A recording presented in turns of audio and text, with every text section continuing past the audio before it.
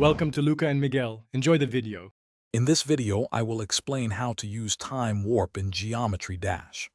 This powerful trigger allows you to manipulate the flow of time within your levels, creating dynamic and engaging gameplay experiences. You can make sections feel incredibly fast or dramatically slow, adding unique challenges and visual flair. It's a fantastic tool for creative level design, offering many possibilities for unique gameplay. To configure the Time Warp trigger, first place it in your level from the editor's trigger menu. Next, open its Edit Object settings. The time value is crucial. A value of 1 means normal speed, 0.5 is half speed, and 2 is double speed. The duration setting dictates how long this speed change persists, measured in seconds. Experiment with these values to achieve your desired effect. Time Warp offers many creative applications.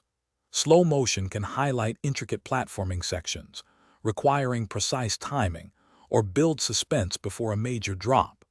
Conversely, fast-forward sections can create exhilarating, high-speed challenges or quickly transition between different parts of your level.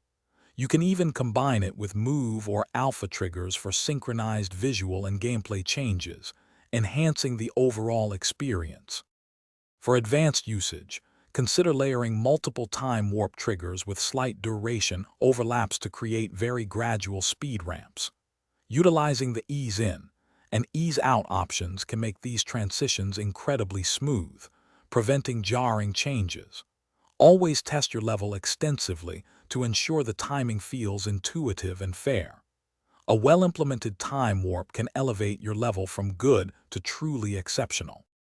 Thanks for watching and please subscribe. It's the best investment you'll ever make.